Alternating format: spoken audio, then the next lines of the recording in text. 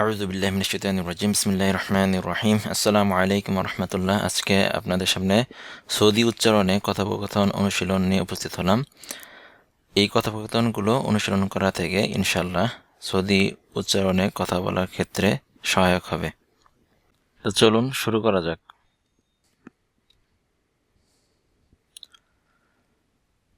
মুমকিন তাঈদ লাউ সামহাত। মুমকিন তাঈদ লাউ সামহাত। মুমকিন তাঈদ লাউ সামহাত, দয়া করে পুনরায় করুন বা দয়া করে পুনরায় বলুন। মুমকিন তাঈদ লাউ সামহাত।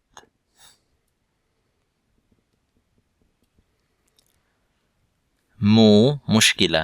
মু মুশকিলা, কোনো সমস্যা নেই। মু মুশকিলা। মু মুশকিলা, কোনো সমস্যা নেই।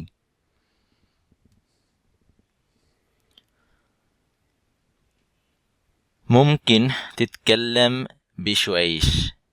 মুমকিন তিতকাল্লাম বিশওয়াইশ অথবা মুমকিন তিতকাল্লাম শুয়াই শুয়াই, অর্থাৎ আপনি কি একটু ধীরে কথা বলতে পারেন। অর্থাৎ কারোর সাথে কথোপকথন করার ক্ষেত্রে যদি যার সাথে কথা বলছেন উনি যদি অনেক দ্রুত বলেন এবং আপনার বুঝতে সমস্যা হয়, সেক্ষেত্রে আপনি বলতে পারেন মুমকিন তিতকাল্লাম বিশওয়াইশ অথবা মুমকিন তিতকাল্লাম শুয়াই শুয়াই, অর্থাৎ আপনি কি একটু ধীরে কথা বলতে পারেন।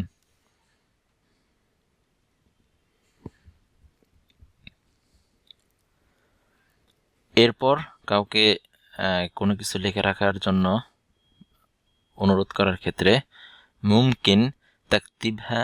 মুমকিন তাকতিবহা, অর্থাৎ আপনি কি এটা লিখে রাখতে পারেন। মুমকিন তাকতিবহা।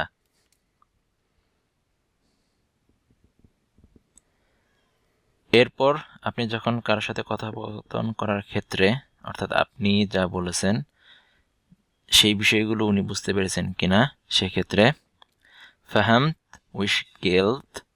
ফাহামত উইশ গেলত, অর্থাৎ আমি যা বলেছি তা কি আপনি বুঝতে পেরেছেন। সৌদি উচ্চারণে কাফের উচ্চারণ একটু ভিন্ন এবং এই বিষয়ে আমাদের একটি ভিন্ন লিসন রয়েছে, আপনারা চাইলে সেই ভিডিওটি দেখে নিতে পারেন। ফাহামত উইশ গেলত, আমি যা বলেছি তা কি আপনি বুঝতে পেরেছেন।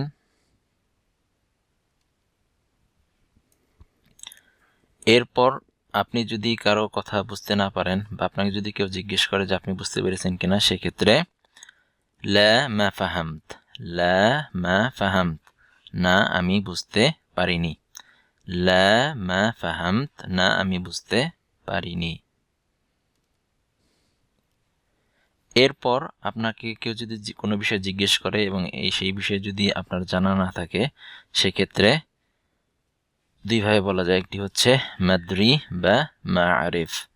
মাদরি বা মাআরিফ, দুইটার একই অর্থ, আমি জানি না। মাদরি বা মাআরিফ।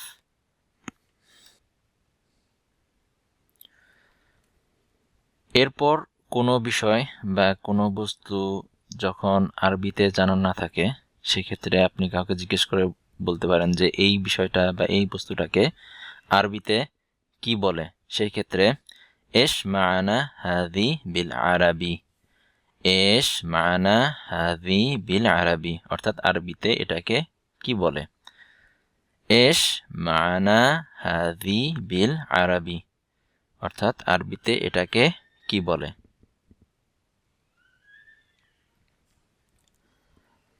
আবার ধরেন কোনো একটা বিষয় আরবিতে একরকম, যেমন ইংরেজিতে ওই বিষয়টাকে কিভাবে বলে বা বাংলায় ওই বিষয়টাকে কিভাবে বলে, সেই ক্ষেত্রে জিজ্ঞেস করার জন্য এশ মাআনা হাযি কিলমা বিল ইংলিজি। এশ মাআনা হাযি কিলমা বিল ইংলিজি, অর্থাৎ এই শব্দটিকে ইংরেজিতে কি বলে। বিল ইংলিজি এই জায়গায় ওই ভাষার নামটি বলে দিলেই হয়ে যাবে, যেমন বাংলার ক্ষেত্রে বাংলা ভাষার নাম বলে দিলেই হয়ে যাবে।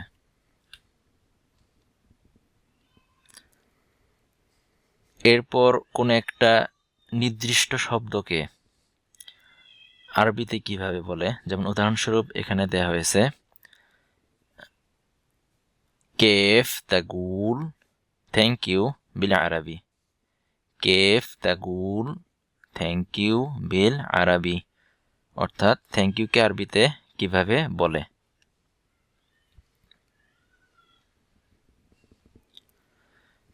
এরপর কোনো বিষয় জিজ্ঞেস করার ক্ষেত্রে যেমন এটা কি বা কি হচ্ছে, সেক্ষেত্রে এশ হাজা অর্থাৎ এটা কি, এশ হাজা এটা কি।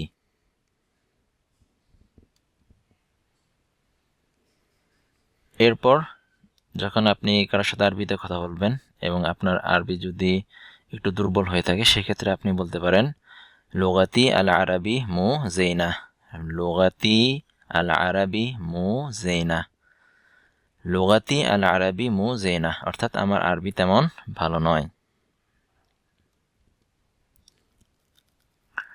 এরপর কাউকে দুশ্চিন্তা বা চিন্তা না করা বলার ক্ষেত্রে লা তিহতাম, লা তিহতাম, লা তিহতাম, দুশ্চিন্তা করো না। এরপর কারোর সাথে একমত পোষণ করার ক্ষেত্রে আত্তিফিক মাক, আত্তিফিক মাক, আত্তিফিক মাক, আমি তোমার সাথে একমত। এরপর কোনো বিষয় ঠিক আছে কিনা বা এটা সঠিক কিনা, সেক্ষেত্রে কিদা সাহ, কিদা সাহ, কিদা সাহ, এটা কি সঠিক।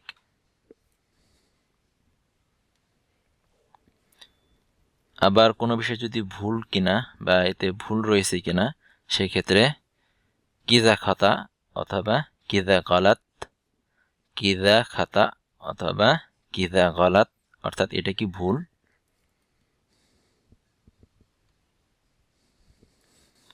এরপর কোনো বিষয়ে আপনার কি বলা উচিত, সেক্ষেত্রে আপনি বলতে পারেন এশ লাজিম আগুল, এশ লাজিম আগুল, এশ লাজিম আগুল, আমার কি বলা উচিত।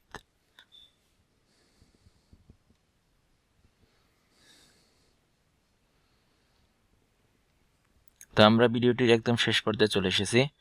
আশা করি এই ভিডিওর কথোপকথনগুলো অনুসরণ করার মাধ্যমে আমাদের সৌদি উচ্চারণে কথা বলার ক্ষেত্রে সহায়ক হবে ইনশাআল্লাহ। তো ভিডিওটি যদি আপনাদের ভালো লেগে থাকে এবং এরকম ভিডিও ভবিষ্যতে আরও দেখতে চান, তাহলে অবশ্যই আমাদের চ্যানেলটিতে সাবস্ক্রাইব করবেন এবং ভিডিওর বিষয়ে যদি আপনাদের কোনো মন্তব্য বা পরামর্শ থাকে তাহলে কমেন্ট সেকশনে অবশ্যই আমাদের জানাবেন। তা যার নয়, ইনশাআল্লাহ ভবিষ্যতে আবার অন্য একটি ভিডিও নিয়ে আপনাদের সামনে উপস্থিত হব। সে পর্যন্ত আসসালামু আলাইকুম ওয়া রাহমাতুল্লাহ।